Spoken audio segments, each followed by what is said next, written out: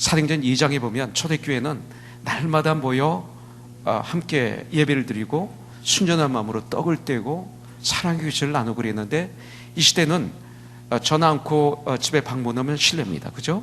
근데 제가 어렸을 때만 해도 전화가 없어서 우리가 방문하면 얼마나 기뻐하고 반가워했는지 몰라요. 없는 것 같이 나눠 먹고 그랬었습니다. 그런 그런 사랑은 이 시대에 볼 수 없는 시대가 되고 말았습니다. 그래서 성도의 교제 속에 생일, 아플 때 병원에 가는 것, 생일 맞았을 때 전화하고 이메일, 카카오톡, 페이스북 여러 가지를 통해서 축복하는 것, 얼마나 좋은지 몰라요. 그리고 어떤 좋은 일이 있을 때 전화 걸어서 축복해주고 같이 교제하고, 그래서 모든 것을 통해서 성도의 교제를 나눌 수 있도록 도구로 쓰는 것은 축복 중에 축복이라고 좀 봅니다. 그래서 예배 후에 서로들 사랑 나누시고 교제하시고 성도의 교제를 마음껏 나누시고 돌아가시기 바라겠습니다. 3일 전의 큐티가 오늘 말씀인데요, 특별히 언약궤라는 말씀으로 오늘 이 말씀을 좀 나누려고 합니다. 이스라엘의 사람들은 애굽에서 노예 생활을 했었습니다. 한 400여 년 동안 애굽에서 노예 생활을 했죠. 나중에 너무나 힘들어서 그들이 하나님께 부르짖습니다. 그러니까 하나님께서 그들의 부르짖음을 들어주시고 모세를 보내셔서, 그래서 결국 하나님께서 10가지 재앙을 내리시고, 그러고 난 다음에 이네들을 노예에서 해방시켜 주십니다. 이 노예에서 해방될 때 이스라엘 백성들은 자기 힘으로 노예에서 해방을 할 수가 없었습니다. 그래서 하나님의 전적인 은혜였습니다. 하나님께 부르짖을 때 오는 응답이었습니다. 그래서 그들은 홍해를 건너게 되죠. Red Sea, 이것은 상징적으로, 영적으로는 예수 그리스도의 보혈의 피를 상징합니다. 그래서 죄에 노예했던 우리들이 예수 그리스도로 말미암아 죄 용서함을 받고, 예수 그리스도의 보혈의 피로 말미암아 죄 용서함을 받고 영생을 얻은 우리들, 하나님의 자녀된 우리들, 그래서 출애굽을 해서 이제 광야에서 40년 동안 그들이 살게 됩니다. 이 광야의 삶을 우리는 구원받은 이 땅의 삶이라고 볼 수가 있습니다.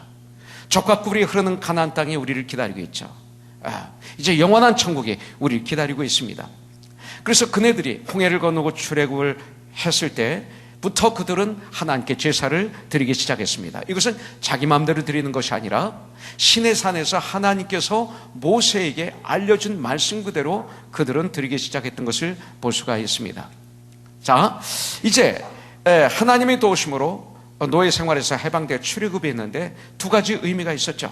노예 생활을 하던 그들이 이제 자유를 얻었습니다. 자유를 얻었습니다. 그 다음에 두 번째는 세상적인 생활을 하던 우리들이 믿음의 삶을 살기 시작했다는 것입니다. 이렇게 우리가 한번 해석해 볼 수가 있습니다. 그 후 시내산에서 하나님의 백성으로서 받은 언약의 말씀이 있었습니다. 그래서 이제 예배의 삶을 드리는 삶을 살아야 했는데, 그 여행길인, 천국에 가는 여행길인, 과정인 그 광야에서 항상 이들은 이동을 하니까 제사도 장막에서 드리게 되었습니다. 그래서 출애굽기 25장부터 31장, 그리고 출애굽기 35장부터 40장을 보면 성막에 대한, 타버나클에 대한 규정이, 건축 양식, 설계도가 거기에 나와 있는 것을 볼 수가 있습니다. 그래서 그들은 자기 마음대로 성막을 짓는 게 아니라 주님이 주신 설계도에 의해서 성막을 졌던 것을 볼 수가 있죠. 그런데 이 성막을 통해서 우리 주 예수님을 보여주고 있습니다. 그래서 히브리서를 통해서 예수 그리스도는 하나님의 아들이시다, 예수님은 큰 영원한 대제사장이시다라는 것을 우리에게 알려주고 계십니다. 그러면서 히브리서를 통해서, 이 성막을 통해서, 요 몇 장을 통해서 예수님을 우리에게 보여주고 있는 것을 볼 수가 있습니다. 그래서 이런 말을 하죠. 성막을 제대로 알면 예수님을 알 수 있다. 성막을 제대로 알면 예수님이 보인다. 이런 얘기를 합니다. 미국에는 성막교회가 많습니다. 성막교회 하니까 좀 별로 그 친감이 안 들어오실지 모르지만 영어로 하면 다릅니다. Tabernacle Church 많죠. Brooklyn Tabernacle Church, 우리 교회에서 성가대에서 많이 찬양하는 이 Brooklyn Tabernacle Church. 그래서 브루클린에 있는 Tabernacle Church라는 것입니다. 성막을, 성막교회, 이런 뜻이 있습니다. 그래서 미국에는 이런 교회들이 아주 많습니다. 이 타버나클은 성막을 얘기하고 있습니다. 성경에 보니까 그 당시에 있었던 오리지널 이 성막의 크기는 가로가 25m, 약 50규빗이 됩니다. 세로가 100규빗, 그러니까 약 50m. 가로가 25, 세로가 50m. 이렇게 되어 있는 그렇게 크지 않은 성막입니다. 제가 그 필라델피아에서 축소된 모형을 사왔는데, 이제 곧 홍성표 전사, 박병철 전사, 또 우리 이철호 전사에게 부탁을 해서 이걸 만들어 놓으려고 합니다. 지난번에 만들어 놨던 것이 있었는데, 우리 더 잘 만들기 위해서 잠시 치웠는데, 아마 김태현 집사님이 진짜 멋있는 타베나클을 만들어 주실 줄 믿습니다. 태현 집사님 맞죠? 예. 그래서 아마 올 안으로는 그게 가능할 겁니다. 그래서 제가 사온 거는 안 하겠습니다. 그래서 태현 집사님에게 그걸 맡기도록 하겠습니다. 축소된 타베나클. 예. 그래서 이 타베나클에 대해서 좀 한번 잠깐 우리 한번 봤으면 좋겠습니다. 한번 전체적인 지도 한번 저게 타베나클입니다. 그래서 성막인데 광야 40년 동안 어디 가든지 항상 만들어서 모든 그 이스라엘 백성들의 그 기거하는 중심에 저 타베나클을 쳤습니다. 근데 문은 들어가는 문이 딱 하나밖에 없어요. 동쪽에. 동쪽에서 들어갑니다. 그래서 동서남북으로 4지파씩 진을 이렇게 칩니다. 근데 이 동쪽엔 어느 지파가 있느냐면 유다 지파가 있었습니다. 르벤, 시몬, 레위, 그 다음에 네 번째가 유다입니다. 근데 유다라는 이름의 뜻은 praise라는 뜻입니다. 찬양하다. 그래서 시편 22편 3절에 보면 찬송 중에 거하시는 여호와 하나님은 거룩하시다고 성경은 말씀하고 있습니다. 그리고 시편을 마무리하면서 결론을 내리기를 호흡이 있는 자마다, 영생을 얻은 자마다, 생명이 있는 자마다 예수님을 나의 구세주를 주인으로 영접한 사람은 여호와 하나님을 찬양하라 하며 끝납니다. 그래서 유다 지파, 그 다음에 이사갈 지파, 스볼론 지파, 세 지파가 동쪽 문에 이렇게 진을 치고 있는데, 우리 주님께서 지성소에 이렇게 임하실 때 이 동쪽 문을 통해서 들어오십니다. 찬송을 받으시면서 들어오시죠. 그래서 문으로 들어가면 첫 번째 그림이 있는 것이 그게 번제단입니다. 저기서 그 양이나 염소를 태워서 완전히 태워서 연기로 하나님께 올려드리는 번제단이 거기 있고, 그리고 성막 들어가기 전에 앞에 있는 게 물두멍입니다. 저게 물두멍, 놋대야가 되죠. 저 크기는 정해지지 않습니다. 다른 건 다 크기가 정해져 있는데 저 물대야만은 크기가 정해져 있지 않습니다. 왜냐하면 우리 죄가 크든 작든 관계없이 회개하면 다 용서함을 해준다는 미닝이 거기에 있습니다. 그래서 그 물두멍에 제사장들이 제사를 드리러 들어가기 전에 거기서 몸을 씻고 들어가게 되죠. 그러면서 이제 성소로 들어가게 되면 이제 오른쪽으로, 그러니까 이쪽은 지금 비어 있는데 오른쪽으로 떡상이 있습니다. 금으로 다 바른 떡상에 떡이 올려가 있죠. 그리고 이 왼쪽에 이제 손으로 쳐서 만드는 금촛대가 거기 있습니다. 그리고 지성소로 들어가기 방 2개가 있는데 그걸 갈라놓은 것이 뭐냐면 회장으로 갈라놨습니다. 회장으로 갈라놓고 바로 들어가기 전에 분향단이 있습니다. 그런데 이 회장이 그 1년에 제사장들이 이 안에 들어가서 성소에 가서 제사를 드립니다. 집전을 합니다. 그래서 성소를 홀리 프레스라고 합니다. 그런데 지성소는 홀리 오브 홀리라고 합니다. 아주 거룩하고 거룩한 곳. 근데 그걸 막아놓은 게 휘장인데, 이 안에는 대제사장이 1년에 딱 한 번 들어갑니다. 그런데 이 대제사장은 자기 죄와 매번 들어갈 때마다 백성의 죄를 속죄해야 됩니다. 그런데 잘못 제사를 드리면 죽습니다. 그래서 대제사장의 발에 끈을 이렇게 맵니다. 그리고 그 대제사장의 복에는 석류로 된 그 방울이들이 달려 있어서 움직일 때마다 딸랑딸랑 소리가 들립니다. 그래서 지금 움직이고 딸랑 소리가 들리면 지금 사역을 하고 제사를 드리고 있다, 이 뜻입니다. 근데 이게 소리가 나지 않으면 아무도 못 들어가니까 바깥에서 발에 이렇게 메고 있던 끈을 제사장들이 이게 흔들어 봅니다. 그러면 다시 딸랑딸랑 하면 살아계신 거예요. 근데 아무리 흔들어도 딸랑딸랑 소리가 안 나면 죽은 거예요.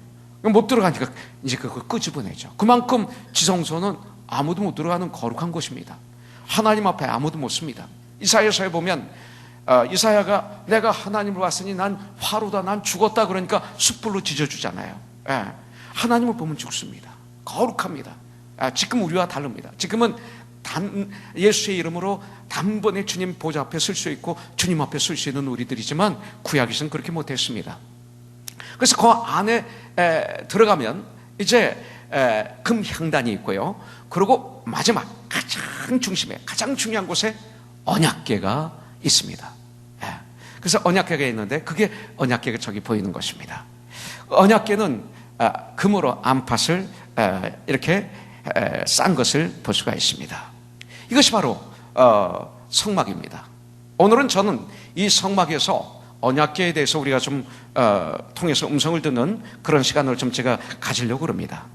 자, 이러한 성막에 대해서 성경은 여러 가지 이름으로 불려지고 있습니다. 하나님이 임재하셔서 거룩히 구별된 예배의 처소라고 그래서 성막이라고도 합니다. 저것을 그 다음에 검 모양의 휘장으로 덮여져 있어서 장막이라고도 성경에 또 얘기하고 있습니다.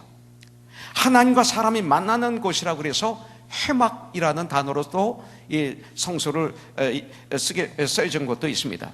율법과 계명을 가지고 하나님이 다스리시는 곳이라는 뜻에서 증거막이라고도 또 어떤 성경에는 기록이 되어 있습니다. 거룩한 하나님이 친히 임재하시는 구별된 장소로 성막과 같은 의미로 성소라고도 또 기록되어 있는 것을 볼 수가 있습니다. 율법이 들어가 있는 언약궤, 이 법궤가 있기 때문에 또 법망이라고도 얘기를 합니다. 또 은혜를 베푸는 장소라고 그래서 시은소라고도 얘기를 합니다. 하나님이 임재해 계시는 곳, 하나님께 제사하며 하나님의 말씀을 간직한 곳이라고 해서 하나님의 집 또는 여호와의 집이라고도 얘기합니다. 이 성소를. 또 지상에 있는 성소라고 해서 세상에 속한 성소라고도 얘기합니다. 이렇게 해서 여러 가지 이름으로 불려졌지만 모두 이 성막을 나타내고 있는 것입니다. 또한 이 성막은 이스라엘 민족의 그 중심에 자리 잡고 있었습니다. 성막은 광야에서 언약 백성인 이스라엘 백성들, 그들에게 삶의 가장 중심점, 구심점이 되었던 것이 바로 이 성막이었습니다.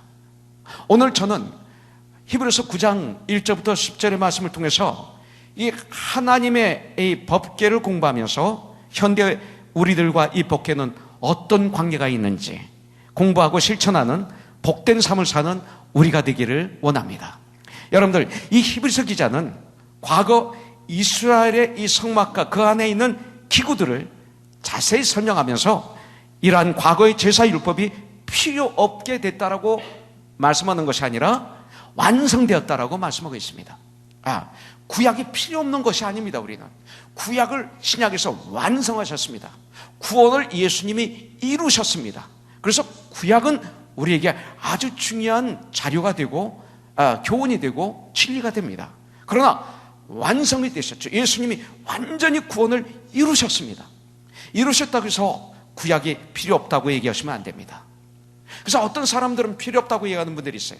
값싼 구원론, 잘못 성경을 해석해서 우리를 아주 성장하지 못하게 만들고 세상 사람들보다 예수 믿는다고 하는데 더 지저분하게 만들고 예수님을 닮지 못하게 만들고 이렇게 얘기합니다.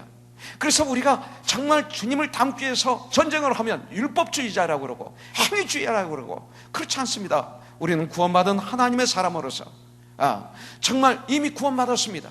예수님을 더 알아야 되고 믿음이 더 깊어야 되고 온전히 되어 예수님 안에서 하나가 되어 온전히 되어 예수 그리스도의 장성한 분량에 충만할 때까지 이르는 주 안에서 영적인 전쟁을 해야 됩니다. 하나님의 자녀로서 성장해야 되는 줄 믿습니다. 바로 이것을 위해서 오늘 우리는 공부를 좀 해야 됩니다. 자, 이스라엘 백성들이 바로 예수 그리스도께서 이 땅에 오시기까지는 이 법궤는 하나님의 임재와 하나님으로 대상으로 섬겨왔던 것을 볼 수가 있습니다. 법궤하면 언약궤하면 하나님이셨습니다. 하나님이 거기 임재하셨다 이렇게 믿습니다. 맞습니다. 저들이 이 언약궤를 그러나 솔로몬을 통해서 정확하게 복음을 진리를 구약에서도 말씀하고 있는 것을 볼 수가 있죠. 사람이 지은 집에 하나님이 계시는 게 아니라 하나님은 우주 만물 무소부지하시고 전지전능하시다는 것을 이미 말씀하셨습니다. 구약에서도. 어쨌든 간에 이 언약궤를 아주 소중히 다뤘습니다. 그들은. 그래서 구약을 가만히 보면 이 언약궤를 아주 소중하게 이스라엘 백성들이 다루었을 때는 개인이, 가정이, 나라가 부흥했습니다. 그런데 이 언약궤를 함부로 다루었을 때는 개인이, 가정이, 나라가 흔들리고 망각하지 않은 것을 우리는 성경을 통해서 볼 수가 있습니다. 이 언약궤는 예수님을 상징하고 있다고 말씀을 드렸습니다. 또한 이 언약궤는 머리는 예수요, 몸은 우리들인 바로 이 교회를 의미하고 있습니다. 이 언약궤는. 그래서 교회는 두 가지가 있죠. 무형교회와 유형교회가 있습니다. 오늘 우리는 이 언약궤를 통해서 주님의 음성을 좀 듣기를 원합니다. 이 언약궤는 무엇으로 만들었는가? 어떤 나무로 만들었는가? 이스라엘에서 가장 좋은 나무는 백향목입니다. 감람나무입니다. 그래서 솔로몬 성전을 짓고 그럴 때 그 백향목으로, 감람나무로 이렇게 짓는 것을 우리가 볼 수가 있습니다. 참 좋은 나무입니다. 그런데 이 언약궤는 어떤 나무로 졌을까요? 출애굽기 25장 10절에 보니까 그들은 조각목으로 궤를 짜대 그랬어요. 조각목으로 만들었어요. 영어로는 아카시아 우드입니다. 아카시아 나무입니다. 나무 중에 그렇게 좋은 나무가 아닙니다. 그렇게 썩 훌륭한 나무는 아닙니다. 어느 나라에서나 흔히 볼 수 있는 나무, 구할 수 있는 나무입니다. 아니, 땔감으로 많이 쓸 수 있는 나무입니다.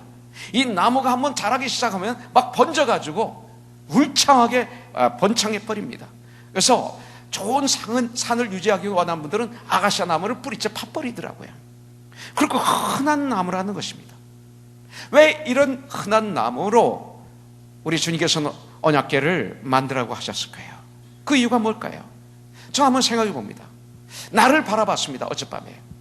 사실 여러분들 사람들에게 비교해 볼 때 내가 좀 뭐가 된 것 같고, 그리고 나보다 더 잘난 사람들을 보면 좌절감에 빠지고 좀 위축감이 들고 또 열등감에 잡히기도 하고 그렇습니다. 그래서 열등감하고 교만은 두 개가 같이 갑니다. 떨어져 있지 않고 붙어 있습니다. 교만한 사람은 열등감으로 가득 찬 사람입니다. 열등감으로 가득 찬 사람은 교만한 사람입니다. 그분들은 주님을 보는 사람이 아니라 사람을 보기 때문에 나보다 못한 사람을 보면 교만해지고 나보다 잘난 사람을 보면 좌절감, 열등감에 빠지게 됩니다. 그래서 가는 것이죠. 저를 오늘 일부 예배 드릴 때 우리 관식이 형제가 옆에 앉아 있었어요. 근데 일부 예배 드리기 전에 우리가 지금 기도회를 갔는데 보니까 제가 관식 형제거든 아무 얘기나 할 수 있으니까 할 수 있으니까 관식 형제 살쪘어. 그랬어요. 살 좀 쪘네. 그랬더니 딱 꺼낸 얘기가 안 쪘어요? 저 안 쪘어요. 그러더니 조금 있다 뭐라 하냐면 양식을 하도 많이 먹었더니 그래서 아담과 이브네. 책임을 전가하고 변명하네. 그랬어요. 그러면서 너 자신을 알라. 소크라테스가 한 게 아니라 성경에 써 있다. 그래서 그 자리에 있던 우리 형제 자매들이 와 웃었어요. 참 농담으로 그런 거죠. 우리 관식 형제. 어젯밤에 이렇게 저를 보니까 참 나 같은 사람이 목사가 됐구나. 이렇게 무식하고 모자라고 정말 못 배우고 그런 제가 어떻게 이렇게 목사가 되어서 또 가만히 보니까 주님이 나를 쓰시더라고요. 그래서 야, 나 같은 사람을 쓰시는구나. 그러면서 수십 년 목회하면서 지나왔던 과거를 딱 되돌아보면서 이분도 나를 통해서 하나님이 구원받게 하셨네. 이분도 막 떠오르는 거예요. 지난주에 제가 편지 읽어드렸잖아요. 성상모 목사님. 육사 37기. 중령으로 자원 예편하고 그리고 샌안토니오 제가 목회하던 교회에서 예수 영접하고 천리교 어머님이 천리교 회장인데 그리고 정말 은혜를 받아서 신학교를 들어가서 저를 보고 목사가 되었다는 편지를 지난주에 읽어드렸어요. 이것이 나의 가장 큰 기쁨이 됐다고 그랬어요. 나 같은 사람을 썼네. 너무 감사한 거예요. 막 그렇게 생각이 드는 순간 이 안에서 기쁨과 감사가 넘쳐요. 내가 원하는 것이 이루어지지 않으면 화가 나요. 시험 들어요. 기분 나빠요. 여러분들 기분 나쁜 사람이 있어요? 이 중에? 여러분들이 원하는 게 안 돼서 그런 거예요. 주님 일로 기분 나쁜 건 없어요. 내가 원하는 대로 안 될 때 기분 나빠요. 그러면 주님의 일은 깨지는 거죠. 우리는 아가시아 나무 같은 사람들입니다. 연약합니다. 그런 우리들을 구원해 주시고 하나님의 몸된 교회로 세워주시고 복음을 전파하는 놀라운 위대한 사명으로 우리에게 감당시켜 주신 거예요. 세상의 사람들 백악관에서 누구를 임명할 때 거기에 능력이 임할 때 하십니다. 임명합니다. 그러나 우리는 하나님이 능력 있는 사람을 임명하는 게 아니라 순종하는 사람을 택하십니다. 연약하다고 시인하는 사람을 택하십니다. 그리고 주님 앞에 와서 무릎을 꿇는 사람을 택하십니다. 이게 아가시아 나무의 특징입니다. 우리 예수님은 2000년 전에 이 세상에 오셔서 그 당시에 세상적으로 훌륭한 사람들 많이 있었어요. 바리새인들, 서기관들, 그리고 정말 가마리알 문화 같은 곳에서 수많은 정말 위대한 사람들이 쏟아져 나오는 시대였습니다. 그런데 우리 주님은 그분들을 쓰시지 않고 그 당시 가장 천했던, 무식했던, 손가락질 받았던, 대우를 받지 못했던 어부들, 그 다음에 텍스 컬렉터들, 세리들, 이들을 부르시겠어요. 사마리아 여인, 예수님이 뭐라고 했어요? 네가 남편이 5이 있지만 지금 네가 사는 남자도 내 남편 아니야. 정말 너무나 창피해서, 사람들 보기에 창피해서 한낮에 아무도 안 나올 때 물을 길러 왔던 그 여인, 예수님을 만났던 여인, 이런 여인, 귀신 7귀신 들렸던, 도저히 이 세상에선 구제받을 수 없었던 막달라 마리아 같은 그런 여인들, 이런 자들을 부르셔서 초대교회 복음을 전하는 종들로 삼으셨어요. 이걸 우리가 알아야 돼요. 여러분들, 우리 코너촌교회 우리들 잘났다고, 내가 똑똑하다고 하면 그분은 쓸모없는 자예요. 여러분들, 우리는 부족하고 연약합니다. 아가시아 나무와 같은 존재라는 걸 우리는 신어야 됩니다. 하지만 우리 주님은 우리들을 부르셔서 우리를 치유해 주시고 예수 그리스도의 보혈피로 죄를 다 찢어주시고 우리를 다듬어 주시고 우리에게 성령으로 능력을 부어주셔서 오직 성령이 임하시면 너희가 권능을 받고 그때부터 너는 예루살렘과 온 유대와 사마리아와 땅까지 이르러 내 증인이 되리라. 내 힘으로는 증인이 될 수 없어. 성령이 임하면 그 성령을 통해서 네가 내 증인이 되는 거야. 주님이 능력을 부어주셨어. 우리를 사용하시는 것입니다. 이것이 바로 언약궤의 의미입니다. 연약하지만 우리 주님은 순종하는 자들을 부르셔서 성령의 능력을 부어주셔서 그래서 우리를 사용하시는 것이죠.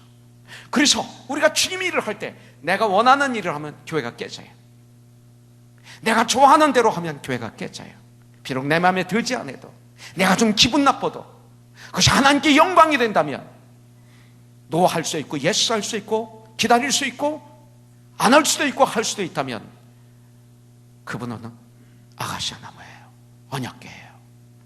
그리고 은사를 받은 거예요. 각각 은사를 받은 대로 하나님의 각양 은혜를 맡은 선한 청지기같이 서로 봉사하라. 그때 하나님의 나라가 이 땅에 이루어지는 거예요. 여러분들, 요새 얼마나 아픔이 많은지 몰라요. 자기가 원하는 대로 막 하면서 주님이 일을 하는 사람들 많아요. 하나님의 사람들이 막 죽어나가고 있어요. 아가시아 나무가 라는 사실을 몰라서 그래요. 하나님의 은혜를 몰라서 그래요. 자, 언약궤 안과 박을 순금으로 칠했다고 그랬습니다. 4절에 보니까 금 향로와 사면을 금으로 산 언약궤가 있고 그랬습니다. 여러분들, 금은 아주 귀한 것입니다. 금은 순수한 것입니다. 금은 존귀한 것입니다. 보배로운 것입니다. 그래서 요한계시록 1장 20절에 보면 내가 본 것은 내 오른손에 7별의 비밀과 또 7 금초대라 그랬어요. 금초대라. 7 금초대라. 7별은 7교회의 사자요 7 촛대는 7교회니라. 자, 7 금초대, 7교회라고 그랬습니다. 예수님을 믿는 온 세계 형제자매들을 7 금초대라고 얘기했습니다. 그냥 촛대가 아니라 금초대입니다. 주님이 의롭다 칭함 받은 하나님의 사람들, 의롭다 칭함을 받은 사람, 거룩한 백성이 된 사람들, 예수 그리스도로 말미암아 깨끗이 죄짐을 받은 순결한 자들, 이런 자들, 예수 믿는 사람들을 7 금초대라고 합니다. 순금으로 안과 박을 칠했다는 것은 교회는 어떠해야 되는가? 이런 순수한 믿음이 있어야 된다는 것입니다. 이거 없으면 안 됩니다. 우리 교회 진정한 재산이 뭘까요? 우리에게 진정한 재산이 뭘까요? 아니, 현대교회의 진정한 재산은 뭡니까? 우리 교회가 16년 전에 이 건물을 주셨어요. 너무너무 싸게 샀어요. 하나님이 거저 주셨어요. 저 뒤 파킹락까지 우리가 오너십을 가지고 있는데 이걸 148만 불에 주셨어요. 교실이 수십 개가 있고, 이거 뭐 아무리 생각해도 선물이죠. 근데 요새 올라갔대요, 이 건물이. 근데 나는 이거 관심이 없어요. 얼마나 올랐는지도 난 모르겠고 관심이 없어요. 물론 건물을 잘 관리하는 관심은 누구보다도 강합니다.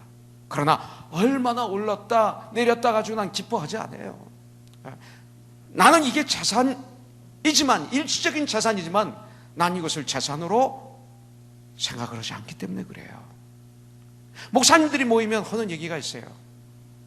성도가 몇 명이죠? 이게 그렇게 왜 합니까? 관심이 있으니까. 전 이게 좀 나쁘다는 걸 알아서 기도하다가 나온 발명한 게 뭐냐면, 주일날 몇 명 모이시죠? 똑같아요. 그게 거기서 거기에요. 그게 거기서 거기에요. 나도 있다는 거예요. 근데 그걸 더 교활하게 아주 겸손한 척, 성서적인 척 하면서 질문하는 나의 모습을 보게 됩니다. 여러분들, 왜 그래요? 그게 재산으로 알기 때문에 물어보는 거예요. 재산인 걸 물어보는 거예요. 사람들은 여기에 궁금한 거예요. 그것도 중요할지 모릅니다. 그러나 그것보다 더 중요한 것이 있어요. 진정한 교회의 재산은 무엇일까? 저는 20년 전에 이 교회를 처음으로 시작할 때 주님 앞에 무릎을 꿇고 기도하고 받은 말씀이 있어요. 이게 바로 이겁니다. 예수님을 진실로 믿는, 믿음이 있는 분들이 진정한 교회의 재산이다. 우리가 재산이다. 진정한 재산을 위해서 건물이 있는 거예요. 일시적인 재산이. 진정한 재산을 위해서 우리가 돈을 버는 거예요. 이 재산 때문에. 여러분들, 이게 재산입니다. 우리 호영 형제, 어제 제가 호영 형제 이긴 거 모르지? 어제 게스트로 나오신 분이 아들이 의대를 다니는 거예요. 근데 돈을 못 번대. 인턴을 하는데, 그래서 우리 교회도 돈 못 버는 의사 한 명이 있다고 그랬어요. UCLA 하버 UCLA 병원에서 이러는데, 그 뭐라고 그러더니 펠로십 그러더라고요. 펠로십 하는데 돈 못 벌대요. 그랬더니 맞아요 그러더라고요. 그래서 그 이름 한번 올랐어. 자, 호용 형제의 진정한 재산이 뭘까요? 예수님 말고 주님 안에서 재산이 뭐예요? 뭐라고 하면 안 되지. 재산이 누구예요? 그러면 힌트 다 줬네 벌써. 주연자매를 찾아봤죠? 주연자매가 재산이에요. 그죠? 가은이가 재산이야. 그죠? 우리 주연자매 지금 태중에 있는 생명이 재산. 하나님이 주신 기업이에요. 기업이다 그랬어요. 하나님이 주신 진정한 재산이에요. 그죠? 그들을 위해서 일하는 거예요. 그죠? 구원받은 우리들은 재산이, 하늘나라가 내 재산이에요. 하나님의 영광을 위해서 난 일을 해요. 그리고 우리 가정을 주님 안에서 올바로 세우기 위해서 일을 하죠. 일하는 자체가 재산이 아니죠. 그렇습니다. 여러분들, 성경은 정금 같은 믿음이라고 그랬어요. 왜 믿음 앞에 정금을 썼을까요? 깨끗한, 귀한, 진정한 것, 깨끗한 믿음을 말하고 있어요. 믿음이 있을 때 우리는 하나님을 사랑하고 사람들을 사랑할 수 있어요. 주님을 정말로 믿을 때, 그때서야 진정으로 사람을 사랑할 수 있어요. 교회는 믿음의 사람들로 이루어진 그리스도의 몸인 줄 분명히 믿습니다. 우리 많은 사람들은 그 안정될 때, 평안할 때 주님을 떠나는 경우를 우리는 성경을 통해서, 우리의 삶을 통해서 너무나 많이 볼 수 있습니다. 구약에서도 많이 나오죠. 하나님께서 축복하시니 또 타락하고 사치하고 주님을 떠나고. 우리나라도 마찬가지예요. 여러분들, 60년대 초만 해도 우리나라는 전 세계에서 가장 가난한 나라였어요. 언노드 목사님이 우리나라에 들어와서 복음을 전하려고 보니까 너무나 힘들어서 하나님 앞에 올려드렸던 기도의 그 제목을, 기도의 리스트를 보면, 기도의 내용을 보면 우리나라가 그 당시 얼마나 불쌍한 나라였는가 알 수 있어요. 그런데 성경이 들어왔어요. 성경을 원문 한글로 성경을 만들었어요. 여러분들, 우리나라 국어의 개척은 성경입니다. 성경이 한글로 써졌기 때문에 이 국어가 발전한 거예요. 국어의 역사에 성경을 얘기하지 않는 이 국어 선생님은 참 문제가 있는 분이에요. 이 성경을 한글로 해서 한글이 우리나라 병원을 세우고 교회를 세우고 학교를 세우고, 그러면서 뜨거운 믿음의 선배들이 이곳에서 탄생했어. 주님께 부르짖는 가운데 우리나라가 부강해진 거예요. 그랬더니 교회들이 타락했어요. 얼마나 교회들이 타락했어요 지금. 사실 솔직히 얘기해서. 그러니까 나라가 타락, 지금 야단난 거예요. 이런 일이 있어요. 우리는 잘 되면 잘 될수록 더욱 깨어서, 더욱 주님 앞에 무릎을 꿇어서 주님의 뜻을 따라가는 복된 자들이 되기를 주님의 이름으로 축복합니다. 자, 언약궤를 지성소의 가장 중심에 모셨습니다. 3절에 보니까 또 둘째 회장 뒤에 있는 장막을 지성소라 일컫나니, 이렇게 성경은 말하고 있습니다. 자, 그 언약궤는 하나님의 임재의 표시라고 그랬습니다. 자, 광야 시대 때 이스라엘의 백성들 12지파가 진을 칩니다. 근데 그 진을 칠 때 무엇을 중심으로? 언약궤를 중심으로 진을 칩니다. 동서남북에 세 지파씩 진을 쳐서 완전히 장막을 치고 거기서 살게 됐죠. 주님이 허락하실 때까지. 그래서 이 언약궤는 이스라엘 백성들의 진을 친 가장 중심에 성막을 짓고 그 안에 언약궤를 모셨습니다. 자, 가나안에 들어갔을 때는 마을 가장 중심에 언약궤를 모셨습니다. 예루살렘에서는 예루살렘 가장 중심에 성전을 짓고, 그리고 그 중심에 언약궤를 모셨습니다. 이것을 본받아서 유럽이나 멕시코를 가면 여러분들 그 도시의 가장 중심에 가보면 천주교 성당이 꼭 있습니다. 바로 여기에 근거해서 성당을 거기다 짓는 거예요. 그 옆에 시청이 있습니다. 꼭 가장 중심에 성당이 있고 시청이 있고. 지금은 텅텅 비었지만 왜? 겉은 따랐는데 속의 내용을 거부했던 거죠. 이 시대도 우리가 교회 생활을 할 수 있지만 예수님을 내 중심에 모시지 않아서 이렇게 하나님의 축복을 놓칠 수가 있다는 것입니다. 여러분들, 언약궤, 이 광야에서도 장막에서도 야영을 가장 중심에 있는 것은 왜 그렇습니까? 하나님에 대해서 우리는 예수님을 나의 삶 중심에 모시고 살아야 된다는 메시지입니다. 항상 예수님이 내 삶의 중심에 계셔야 됩니다. 내 생각이 아닌, 내 경험이 아닌, 내 지식이 아닌, 내 방법이 아닌 주님이라면 어떻게 하셨을까? 성경은 뭐라고 말씀하시는가? 그러면서 결정하고 살아가고 걸어가고 한 거예요. 나의 삶의 찌꺼기를 주님께 드리는 삶이 아닙니다. 모든 내 삶의 중심이 예수님이 되어야 되는 것입니다. 그때 놀라운 역사가 일어납니다. 세상에 대해서는 교회는 세상 속에 있어야 됩니다.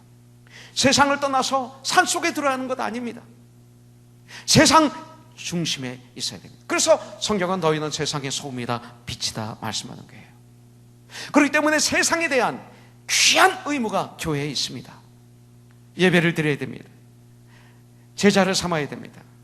말씀을 전파해야 됩니다. 때를 어떤지 못 어떤지 내 방법이 아닙니다.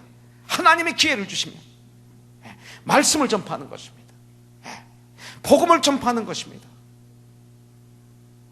앉아서 먹는 자가 그냥 섬기는 자가 그냥 앉아서 먹는 자가 아니냐. 그러나 나는 섬기는 자로 너희 중에 있느니 섬기러 왔느니라. 심지어 너 어디까지? 너희들을 구원하기 위해서 죽기까지 섬기러 왔다. 주님 말씀하셨어요. 섬깁니다. 그렇게 섬깁니다. 그렇게 주님 안에서 구제하고 아픈 자가 있으면 기도하고 위로해주고 상담해주고 친교, 거룩한 친교, 이런 일을 하다 보면 여러분들 우리는 바쁩니다. 교회 일로 바빠야 됩니다. 쓸데없는 일로 바쁜 게 아니라 주님의 일로 바빠야 됩니다. 예수님이 세상에 계실 때 얼마나 바쁘셨어요.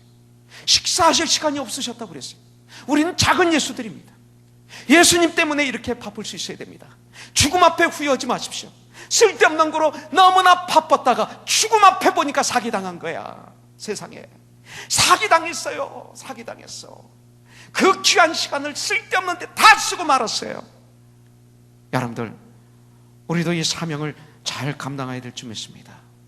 여러분들, 진정한 주님 일에 바쁘면 그분의 삶은 후회가 없는 삶인 줄 믿습니다. 진정으로 주님 일이 내가 주님 안에서 성장하는 것도 주님의 일이고, 부부가 예수 안에서 건강하게 빌드업되는 것 주님의 일이고, 우리 자녀들을 하나님 말씀으로 잘 양육하는 게 주님의 일입니다. 근데 많은 사람들이 노예가 된 거죠. 내가 나의 노예가 되고, 부부의 노예가 되고, 자녀의 노예가 되고, 교양하고 훈계하는 게 아니라, 부리는 게 아니라, 하나님 말씀 그들을 사역하는 게 아니라 돈의 노예가 되고, 환경의 노예가 되고, 나 자신의 노예가 되고, 내 생각의 노예가 되고, 내 방법의 노예가 되고, 이런 사람들 후회하는 삶이 됩니다. 여러분들, 우리 기독교는 양면성이 있습니다. 십자가의 사랑을 전해야 돼요. 우리 하나님 사랑입니다. 옆으로 이웃 사랑입니다.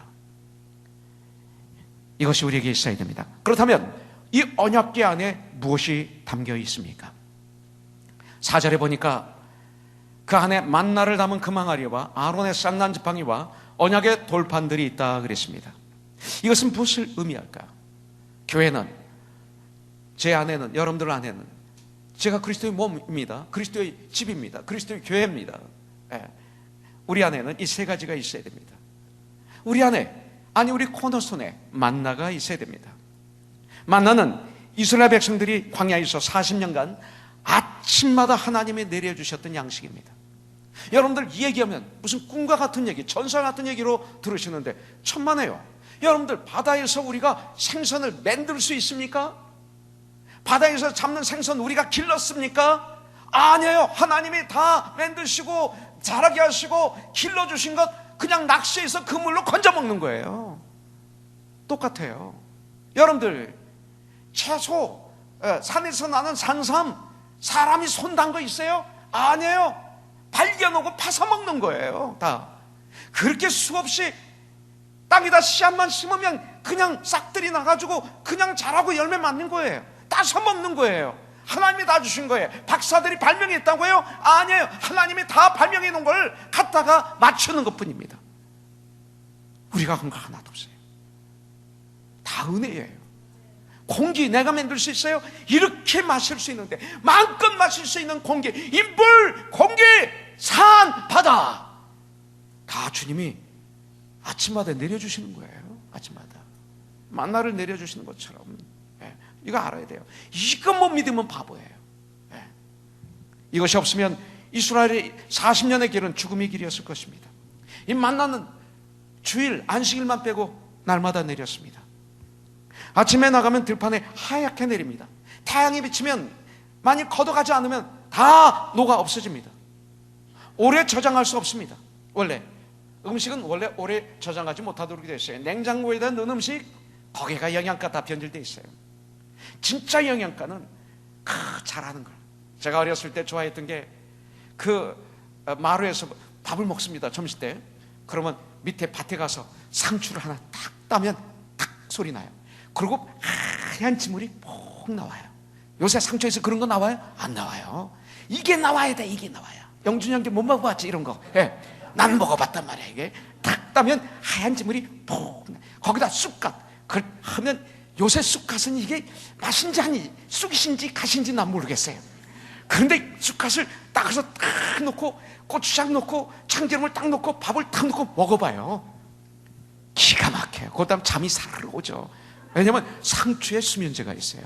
하얀 거예요. 그때 영양가가 있답니다. 요새 과일도 푸른 거 공수해 옵니다. 오는 동안 익습니다. 영양가가 거진 없다고 그래요. 그날 참 이게 오묘하십니다. 하나님의 뜻이. 그래서 다 없어집니다. 그래서 주기도문에 보면 우리에게 일용할 양식을 주옵시고 이렇게 성경 말씀하고 있는 거예요. 그리고 공중에 나는 새를 봐라. 내가 그를 다 먹인다. 하나님께서. 들에 팬 저 백합화를 봐라. 하물며 나의 형상으로 창조함을 받은 내가 사랑하는 내 백성이야. 오죽하겠느냐. 문제는 우리가 게을러서 그렇지. 문제는 우리가 게을러서 그렇지. 문제는 우리가 바라기만 해서 그렇지. 주님이 주신 땀 흘려 일하는 기쁨을 누리지 못해서 그렇지. 충성된 일꾼이 되지 못해서 그렇죠. 여러분들 저장해 놓으면 다 적었어요. 만나는 알맞게 공급됐어요. 많이 거둔 사람도 남음이 없었고 적게 거둔 사람도 부족함이 없었어요. 이게 하나님이 주시는 만나입니다. 만나는 욕심을 부리면 썩었습니다. 그래서 이스라엘 백성들은 이 만나로 40년의 광야 생애를 통과할 수가 있었어요. 이스라엘 백성들이 바로 이 시대의 우리들입니다. 광야는 우리가 사는 이 시대를 세상을 말하고 있습니다. 그렇다면 이 만나는 무엇일까요? 이 양식은 이스라엘 백성이 요단강을 건너가 그 땅에서 나는 곡식을 취해서 먹는 순간 이 만나는 끊어졌습니다. 자, 출애굽 이후 6월절 희생 이후 홍해를 건넌 후 먹기 시작했던 이 만나, 예수 그리스도를 먹기 시작했던 이 만나, 가나안 땅에 들어가면서 끝났던 이 만나, 마치 이것은 예수 그리스도를 나의 구세주로 주인으로 영접한 우리들. 과거에는 애굽의 주인 것을 먹었지만 이제는 만나를 먹었던 이스라엘 백성처럼 예수 그리스도를 나의 주인으로 나의 구원자로 영접하고 이전의 삶의 모든 방법을 버린 후 이전 것은 지나갔으니 보라 새 것이 되었도다. 주어지는 우리 영혼의 양식, 하나님의 말씀을 여기서 말씀하고 있는 거예요. 하나님의 말씀, 하나님의 보좌에서 흘러나오는 생명의 말씀, 이걸 먹으면서 자라야 돼요. 우리 스태프들을 데리고 리트리트 갔다가 이렇게 내려오는데 제 아내가 그래, 저 아빠 저 샌드위치집 맛있을 거야, 들어가자. 가봤더니요, 사람이 꽉 차고 유명한 집이에요. 얼마나 맛있는 집. 나중에 원하는 분은 자 넣으십시오. 전화번호 가르쳐 드릴게요. 근데 제가 무슨 얘기를 하려고 그러냐면 굉장히 잘 돼요. 저는 오다하고 줄 서 있고 있는데 바깥에 나와서 현관 앞에서 이렇게 서 있었어요. 쓰다가 벽을 딱 보니까 그 유명한 빵 만들고 뭐 샌드위치 만들고 하는데 그 벽에 뭐라고 써있냐면 Matthew chapter 4 verse 4 이게 써 있는 거예요. 마태복음 4장 4절이 딱 써 있는 거예요. 그러면서 사람이 떡으로만 살 것이 아니오, 주님부터 나오는 말씀으로 살리라, 이게 써 있는 거예요. 야, 이 빵집, 이런 빵집 난 처음 봤어. 떡만으로 살 수 있는 게 아니다 이거야. 떡 팔면서 나오는 우리 형제 자매, 야 미션 이거 봐라, 야 근데 감격들이 없어. 나만 혼자 미친 사람처럼, 야 이거 봐라. 얼마나 좋은지요. 만나였습니다. 이것이 있어야 우리는 배부를 수 있고 힘든 인생살이에서 힘을 얻어서 세상을 이기고 사탄을 이기고 나를 이기고 주의를 이기고 승리할 수 있는 줄 믿습니다. 예수 그리스도는 우리의 만나이십니다. 요한복음 6장 51절에 보면 나는 하늘에서 내려온 살아있는 떡이니, 그렇잖아요. 하늘에서 매일 아침마다 내렸던 만나니, 이 소리입니다. 사람이 이 떡을 먹으면 영생하리라. 내가 줄 떡은 곧 세상의 생명을 위한 내 살이니라 하시니라. 믿음의 주의 우리 원장에서는 예수를 바라보는 이 삶, 이것입니다. 예수님은 하늘에서 내려오신 산떡이시고 누구든지 그 예수님을 영접하면, 그 떡을 먹으면 영생하리라고 말씀하고 있습니다. 그렇기 때문에 이 만나가 없으면 우리는 이 세상에서 굶주리고 그리고 헐벗고 기갈과 기근에 헐떡헐떡거릴 수밖에 없습니다. 외롭고 고독하고 절망감과 좌절감과 소망이 없는, 교만에 빠져있는, 열등감에 빠져있는 쓸모없는 쓰레기 같은 인생이 되고 마는 것입니다. 여러분들, 오늘 우리의 언약궤에 내 마음 중심에 만나가 있습니까? 새롭게 출발하는 2014년 뉴 비기닝, 만나가 풍성하여 언제나 사모하고 달려와 먹고 배부름을 얻는 코너스톤, 우리 형제자매들, 천국 백성들 모두가 되기를 주님의 이름으로 축복합니다. 여기 아론의 쌍난 지팡이가 있습니다. 언약궤 속에 들어있는 아론의 이 쌍난 지팡이는 무엇을 의미할까요?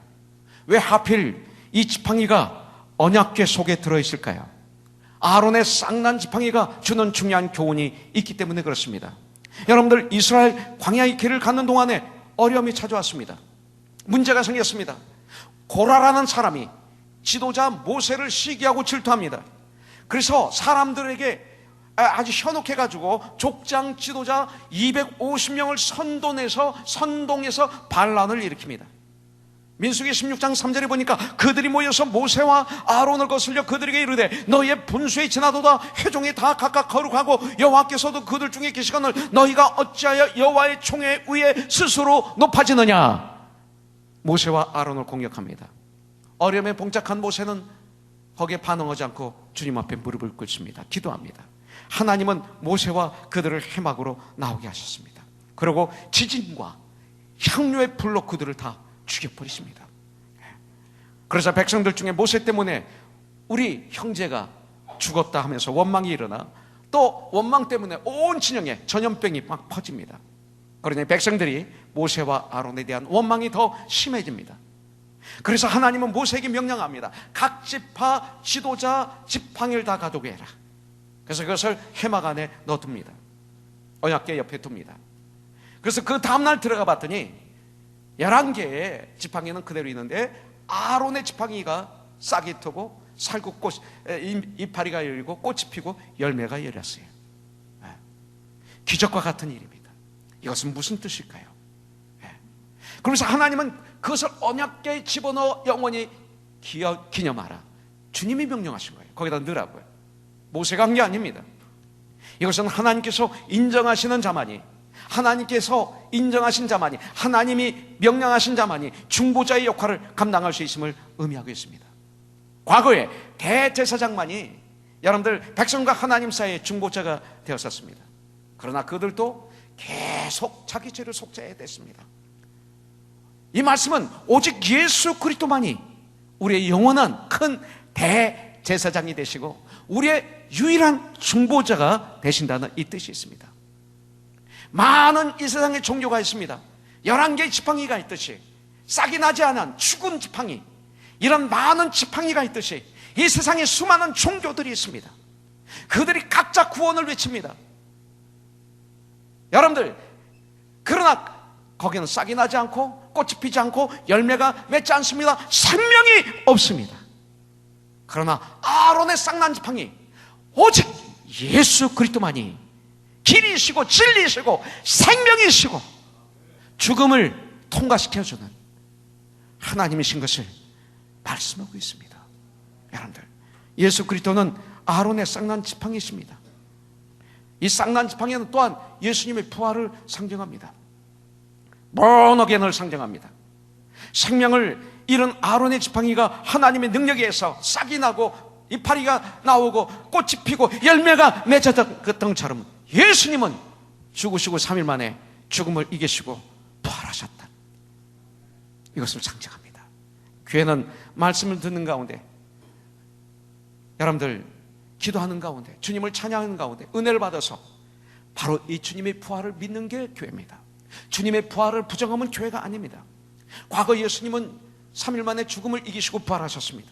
미래 주님이 재림하신 그날 데살로니가서 4장에 보면 자는 자들이 무덤에서 육체가 부활할 것입니다. 육체가 부활해서 다 공중에 들림을 받게 될 것입니다. 현재 부활이 있습니다. 현재 아직 예수를 모르는 사람들이, 예수님을 만나지 못했던 사람들이, 죄인들이 말씀을 듣다가 찬양을 같이 올려드리다가 복음을 듣다가 죄를 회개하게 되고 거듭나는 새 사람이 되는 이런 부활이 있어야 됩니다. 이것이 아론의 쌍난 지팡이입니다. 무슨 목적으로 교회를 나왔던지 관계없습니다. 하나님 말씀을 듣다가 주님을 찬양하는 가운데, 주님께 기도하는 가운데 말씀의 능력이 임하셔서 성령의 역사가 임하셔서 내가 죄인이라는 걸 깨닫게 되고 오직 예수님만이 길이고 진리고 생명이고 예수님만이 나를 구원할 수 있는 분인 것을 알게 되고 예수님이 하나님이신 것을 그냥 깨닫게 되는 거예요. 이 은혜가 있어야 돼요. 이런 역사, 이게 부활입니다. 이것이 있어야 돼요. 이것이 아론의 쌍난 지팡이입니다. 자, 언약의 두 돌판이 있습니다. 십계명이 거기 있었습니다. 모세가 시내산에 올라가서 하나님께로부터 십계명을 받았습니다. 십계명 바로 두 개의 돌판에 하나님이 새겨 주셨습니다. 첫 돌판에는 1계명부터 4계명까지 있습니다. 거기에는 인간이 하나님께 지켜야 될 사명이 기록되어 있습니다. 두 번째 돌판에는 5계명부터 10계명 6개의 계명이 거기에 기록되어 있습니다. 여기는 사람과 사람과의 관계에 대해서 우리 성도의 사명이 거기 기록이 되어 있습니다. 이 두 돌판은 모세가 시내산에서 하나님으로부터 받은 신앙과 도덕에 관한 근본적인 법입니다. 모든 구약의 율법을 대표하는 게 바로 이 십계명입니다.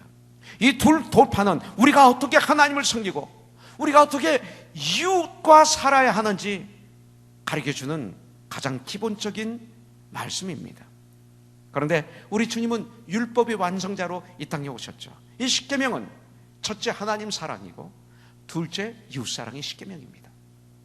하나님 사랑, 이웃사랑 하라, 이게 십계명입니다. 그래서 마태복음 22장 34절부터 40절에 말씀하고 있는 거예요. 그런데 문제는 이 율법은 인간은 도저히 지킬 수가 없어요. 애굽에서 노예 생활에서 그 노예들의 힘으로는 해방을 받을 수가 없었어요. 이 율법을 통해서는 내가 정말 죽을 죄인이라는 걸 깨달아 알게 해주십니다. 율법을 통해서 오직 예수만이 나를 구원할 수 있는 구원자라는 걸 알게 해주십니다. 그래서 이 율법을 사도 바울은 몽학선생이라고 말하고 있습니다. 그래서 예수님은 이 율법을 주시기만 하신 분이 아니라 그 율법을 완전하게 실제적으로 당신의 죽음을 통해서 실천하셨습니다. 그러고 주님은 우리에게 능력을 주시는 거예요. 너희가 세상에서 환난을 당하나 담대하라, 내가 세상을 이겨노라. 너희 힘으로는 사랑할 수 없어. 그러나 네가 내 안에 거하면 나의 힘으로 사랑할 수 있어. 이 소리입니다. 성령이 임하시면 사랑할 수 있어. 이 율법은 니꼴 예수 그리스도이십니다. 율법은 니꼴 사랑이십니다. 누구든지 주님께 오면 이것입니다. 하나님 사랑, 이웃 사랑입니다. 다른 신을 두지 말라. 하나님을 사랑하면 다른 신을 안 둡니다. 우상을 두지 말라. 하나님을 사랑하는데 우상이 어디 있어요? 여호와의 이름을 망령되어 일컫지 말라. 하나님을 사랑하는데 함부로 이름을 망령되어 안식을 거룩히 지키라. 주님을 사랑하는데 예배가 가장 중심에 있죠. 이웃과의 관계, 가장 먼저 부모를 공경하라. 살인하지 말라. 간음하지 말라. 도둑질하지 말라. 거짓 증거하지 말라. 이웃 것을 탐내지 말라. 이웃을 사랑하면 절대 그렇게 못합니다. 내가 예루살렘에 갈 때 성령 충만함을 받으면 하나님 사랑, 이웃 사랑이 이루어집니다. 이 두 돌판이 우리에게 있어야 될 줄 믿습니다. 초대교회 얼마나 부흥됐어요? 사도행전 2장 41절부터 40절을 보니까 여러분들 주의 성령이 임하시기 전에는 예수님을 세 번씩이나 부인할 수밖에 없었고 그냥 도망갈 수밖에 없었고 그랬던 그들, 인간의 힘으로 아무것도 못했어요. 그러나 오순절 마가의 다락방에서 성령의 충만함을 체험한 그들은 어떻게 바뀌었습니까? 서로들 예수의 이름으로 모여서 예배를 드리고 그리고 서로들 배우고, 교만하면 배우지 못합니다. 순전한 마음으로 떡을 떼고 있는 재산 믿음의 분량만큼 서로들 취하하고 가난한 자를 도와주고 헐벗은 자를 도와주고 병든 자들을 위해서 기도해주고 그리고 없는 자 도와주었기 때문에 초대교회가 그 당시 세상 사람들이 감당을 못했던 거예요. 이 시대 교회가 이런 거 있습니까? 솔직히 이런 게 많이 없어요. 이 시대 이런 게 없어요. 이 시간 각자 자기를 보십시오.